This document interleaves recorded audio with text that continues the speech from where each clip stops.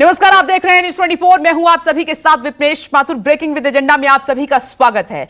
कल दिल्ली के जहांगीरपुरी में बस 2 घंटे बुलडोजर चला और उसने 24 घंटे से पूरे देश की नींद उड़ा रखी है। आज फिर पूरे देश की आंखें उधर ही लगी हुई हैं, क्योंकि कल तो सुप्रीम आदेश के बाद बुलडोजर की स्पीड पर ब्रेक लग गया था, लेकिन आज फिर सुनवाई हो रही है। और अगर सुप्रीम कोर्ट ने अवैध कब्जे गिराने का आदेश दिया तो फिर क्या आज फिर बुलडोजर चलेंगे?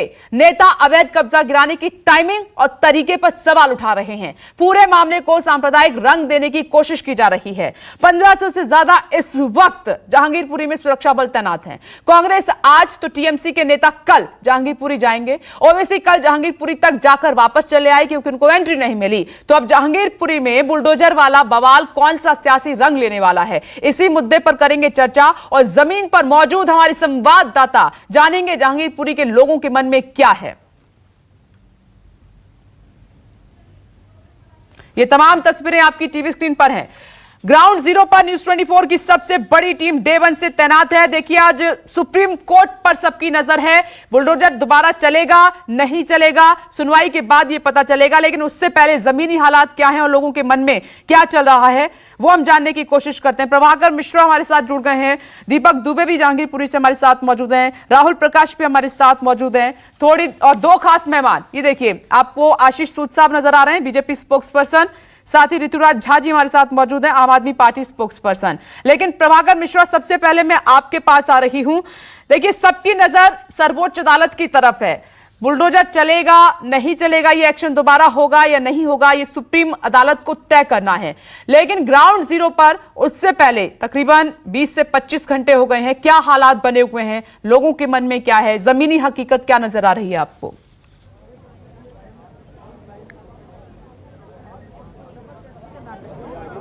विपनेश, यहाँ कल के बुलडोजर चलने के बाद उसके पहले लग रहा था कि थोड़ा थोड़ा तनाव कम हो गया। बुलडोजर चलने के बाद जाहिर सी बात है कि बुलडोजर चलने के पहले यहाँ पर पुलिस और पैरामिलिट्री फोर्सेस को बुला लिया गया था, तो उनकी मौजूदगी से एक अलग तरह का तनाव का माहौल दिख रहा है। मूवमेंट पूरी तरह से रिस्ट्रिक्टेड है।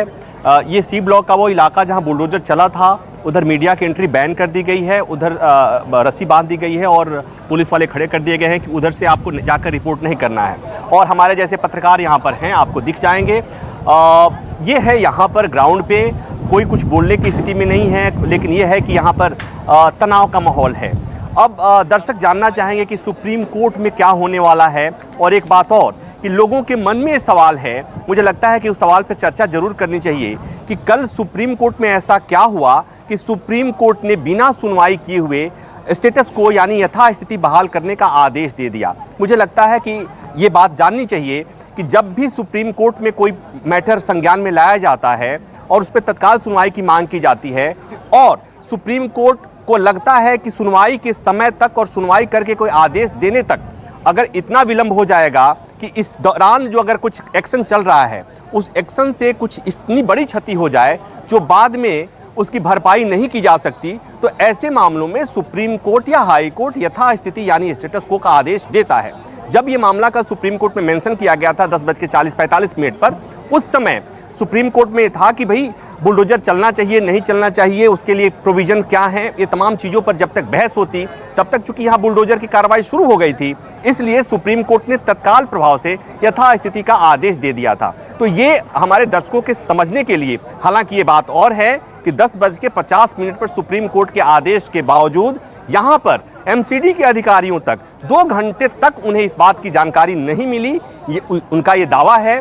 और 2 घंटे तक यहाँ बुलडोजर अपना काम करते रहा और जहांगीरपुरी के उसी इलाके में जहाँ मंदिर है, जहाँ मस्जिद है और जहाँ विवाद हुआ था सेक्टर सी, ठीक उसी इलाके में बुलडोजर की कार्रवाई हुई थी, जिसमें यहाँ पर की कुछ दुकानें दिखेंगी आपको। ये जूस की दुकान थी जिसका छत तोड़ा गया था, और यहाँ पर एक गुमटी थी, पान की दुकान थी, कुछ इससे तोड़ा गया था, और एक ये जूस की दुकान जिसका छज्जा बाहर निकला था वो तोड़ा गया था।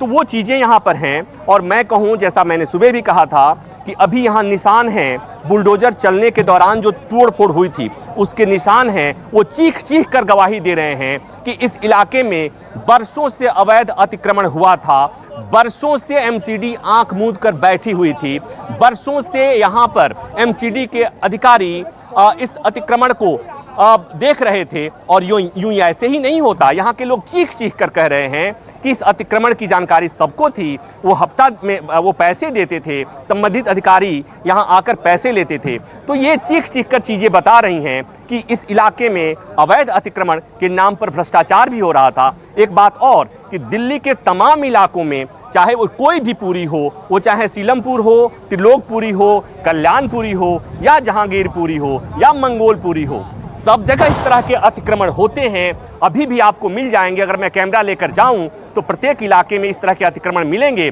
लेकिन यहाँ पर अतिक्रमण को लेकर जो कार्रवाई हुई, सवाल उसके टाइमिंग पर है, क्योंकि हमारे दर्शक जानते हैं, आप जानती हैं, हम जानते हैं कि जब भी कहीं तनाव होता है, कहीं दंगा होता है, कहीं धार्मिक सद्भाव बिगड़ता है, तो उस सद्भाव को बनाने की कोशिश होती है। वहाँ फ्लैग मार्च किया जाता है, वहाँ संबंधित धर्म संप्रदाय के लोगों को कहा जाता है कि वो साथ मिलकर बैठ करके लोगों में संदेश देने की कोशिश करें, ताकि उनके मन में जो भाईचारे को नुकसान हुआ है उसे बहाल किया जा सके। उस इलाके में कम से कम बुलडोजर नहीं चलता है, और इस इलाके में बुलडोजर चला है। और बुलडोजर ही नहीं चला है, मस्जिद के सामने भी बुलडोजर ने अपनी कार्रवाई की है।